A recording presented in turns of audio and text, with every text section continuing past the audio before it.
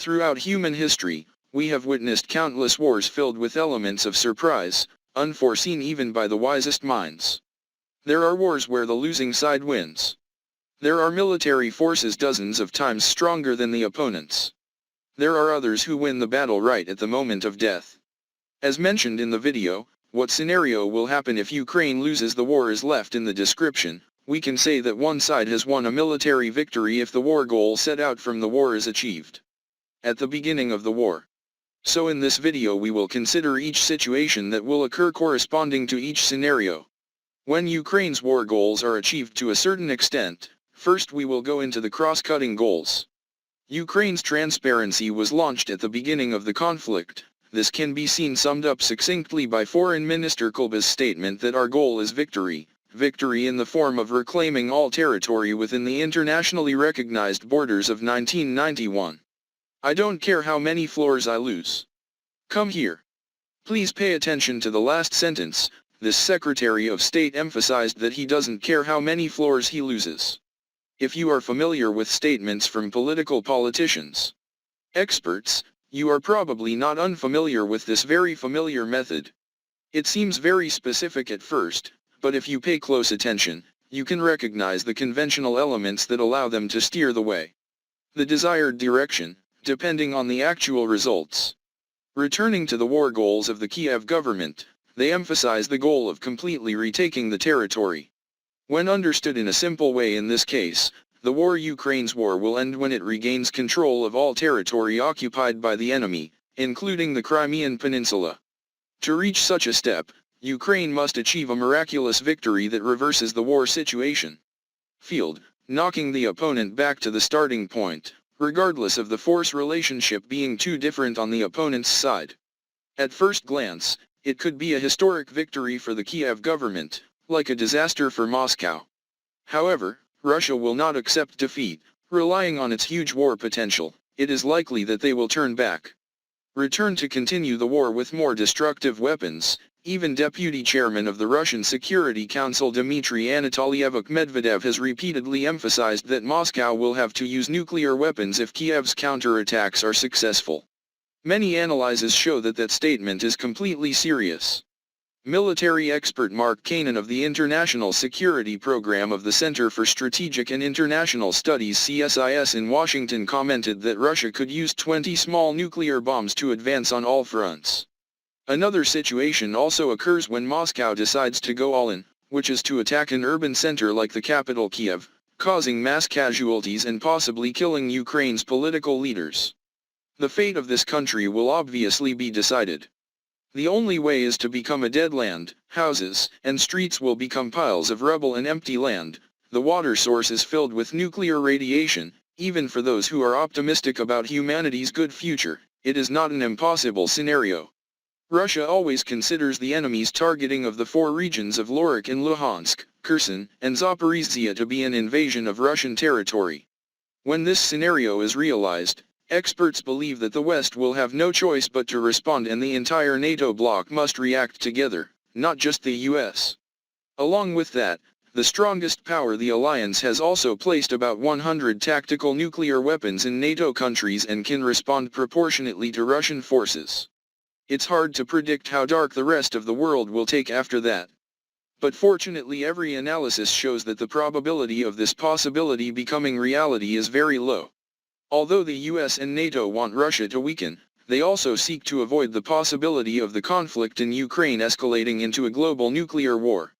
It should be noted that the territories Russia announced to annex account for more than 15% of Ukraine. If we side completely with Moscow or consider independent Ukraine as an illegal state, it can be seen that Mr. Zelensky's administration only needs to accepting the terms that Russia offers, everything will end.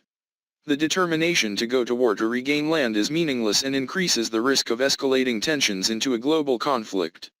However, if we look at the current situation of the Kiev government, they seem to have no other choice but to regain the entire territory of Russia or Ukraine as well as any other country that exists.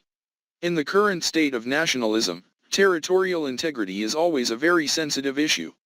To make it easier to imagine, you can see that in more than 200 years of modern world history, anywhere, one generation the ruling power's decision to legally recognize a part of its territory to merge with the opposing country has huge consequences in the country. In the worst case, they will lose political prestige. In the worst case, they will be considered no different from traitors who have sold their country. The legality of that regime's existence can therefore also be reviewed.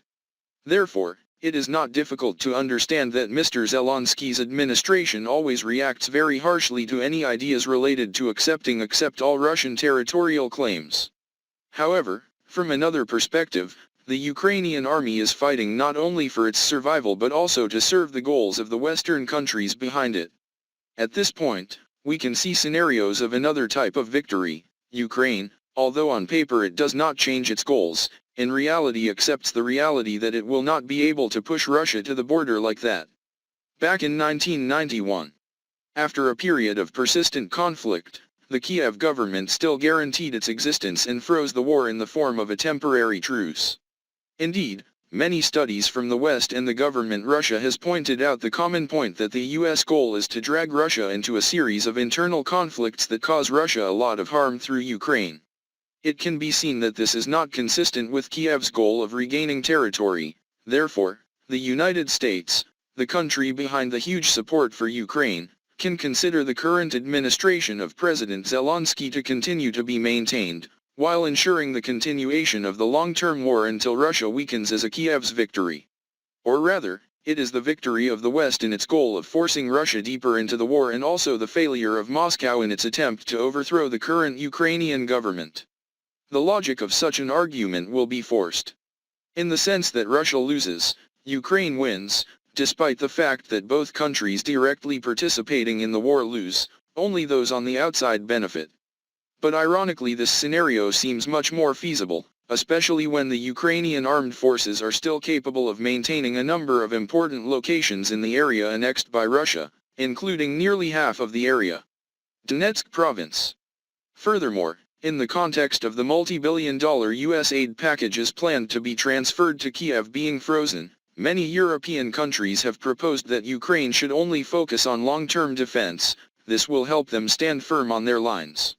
If Ukraine's defense is successful in the short term in Donbass, even if the country risks leaving behind a few defense points under Russian pressure, it will maintain the integrity of its defense lines and the combat formations there.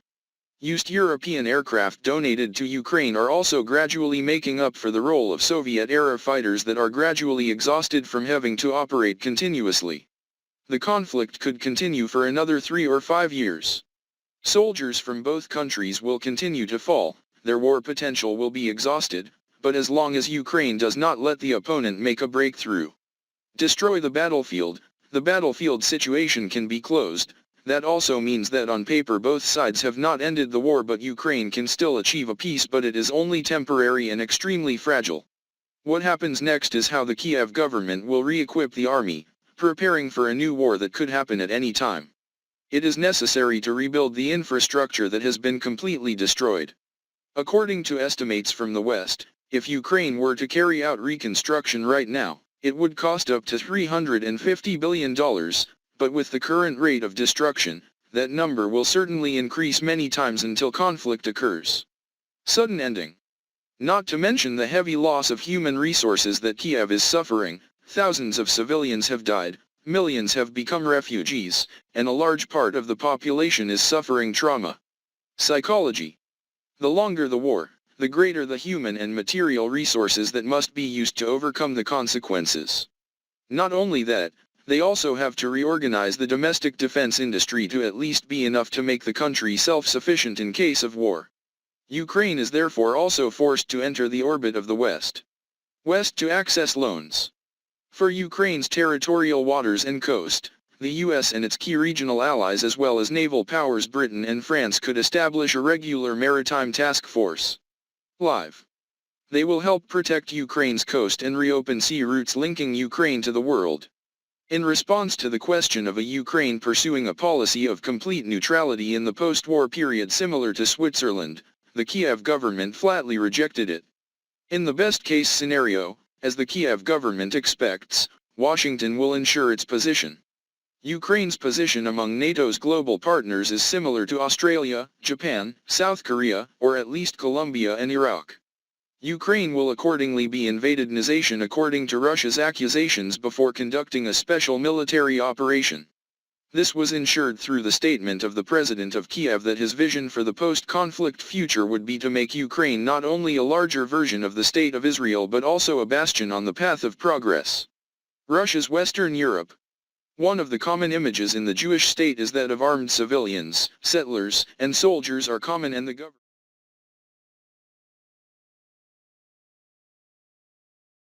Supermarkets, and cinemas, but of course that is not enough for Ukraine to truly become a version of Israel. Large version. According to U.S. analysts, heads of government must ensure a country with clean, liberal politics, despite a past steeped in corruption and constant security threats, as well as Israel. Ukraine gradually has to rely on itself to ensure its defense autonomy before another major conflict takes place. That is because Europe cannot afford to maintain support for this country for too long, while the US is gradually shifting its focus towards Asia. Analysis shows that China is the current top rival of the US, not Russia. Furthermore, America's power relationship is no longer so overwhelming with the rest of the world as it was before World War II. Ukraine must also develop technology at the same time, giving priority to applying it first to the military. Next comes the field of civil economy. That said, transforming into a second form of Israel is not simple, especially for a country with a tradition of self-destruction like Ukraine. To see this issue more clearly, let's take a moment to go back in history, back to when Ukraine first gained independence in 1990. Although they always used the social status quo of the Soviet Union during its decline as evidence to criticize, they naturally inherited from them extremely valuable assets that are the dream of any great power. A large industrialization platform, concentrating all the most modern machinery and equipment of a superpower, is a dream for countries like South Korea in the first days of national construction at the time of Ukraine's secession. The third largest nuclear arsenal in the world, an impressive fleet of supersonic intercontinental strategic bombers and factories that produce a variety of advanced weapons systems. They also inherited much of the technology needed to power intercontinental ballistic missiles and the Soviet space program. Ukraine has an aircraft carrier factory. The country's Antonov Design Bureau has also produced some of the most modern aircraft, including the world's largest aircraft in Tu-25. Many of the factories that house Russia's electronics industry produce systems ranging from ship engines to air-to-air missiles. Crimea itself has a very strategic geographical position that they consider an inseparable part of their territory. In fact, it is also a gift from the Federation. With all these heritages, Ukraine has a complete chance. Hoy became one of the most comprehensive powers. However, after 310 states, they mostly destroyed and did nothing, but as you know, destruction is always easier than construction. In just a short time, under the policy of equitization and disorganized selling by corrupt officials, this country's industry gradually declined. Interestingly, Ukraine has also indirectly harmed the West by transferring to China a series of technologies for manufacturing aviation vehicles and rocket fuel at cheap prices. Thanks to that, the East Asian country of billions of people is gradually increasing.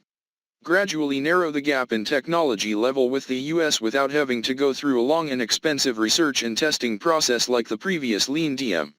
In addition, although Ukraine is located in a special geographical location, it had the opportunity to become a neutral country with a policy similar to the previous Finnish model or Vietnam's 3-0 model. Currently, however, generations of Ukrainian leaders have never been able to do that well. Generation after generation, despite always declaring neutrality, is in fact unstable, sometimes leaning toward the West, sometimes turning back. Turned to Russia. As professional politicians, it is hard to believe if someone says they lack the ability to realize that the concept of good people between countries does not exist, only interests come first. Leaning completely towards a powerful force at the present time for a country in such a sensitive position is never a good idea. It brings results as we have seen. Ukraine is constantly being interfered with by foreign countries using non-public measures. In a situation where their security is threatened, they do not calmly handle it like experienced politicians, but instead respond in a very extreme style. Rude. Regardless, that makes the largest nuclear power on the planet feel challenged brisket. Therefore, the country later became more and more unstable. All just to lead to one result today. Most of Ukraine has become ruins to the point that there is almost nothing left, not even the chance of returning to a whole, territorial, peaceful, neutral country. They have not been there since 2014. That is probably a mistake accumulated over many generations of Ukrainian rulers that Mr. Zelensky's government must now inherit and suffer the consequences. Therefore, in the future, even if the Kiev government has a chance of not being wiped out by Russia and achieving a temporary peace, but they still have to face a new, equally difficult war, that is, rebuilding the country not from scratch. Not but from negative numbers, just strengthening an exhausted army after many years of fighting against a class of incompetent and corrupt officials, which is also the source of the collapse of most regimes in history. In that process, just a few small mistakes can lead the Ukrainian people into a cruel era, darker than the present. But even if they succeed, they will have no chance of returning. Enjoy a true peace when the whole country must always be in a state of readiness, ready for a war that could return at any time. Indeed, everything is always easier said than done. For the ruling class of a government like Kiev, achieving even the most incomplete victory is increasingly difficult. Although independent Ukraine is only a short time old, it has left the world with invaluable lessons for any country about the behavior of great powers as well as the seriousness of disrespectful actions. We value historical heritage. It is also evidence that shows us that even a country with a good start can still suffer disastrous and irreversible results, once the ruling class has too short-term vision mixed with corrupt self-interested people. So, ladies and gentlemen, is the prospect of the current Ukrainian government achieving even a temporary peace with Russia possible? And will Kiev then be able to rebuild the country from the ruins? Please leave your views below in the comments section. Wishing everyone a good day with their families.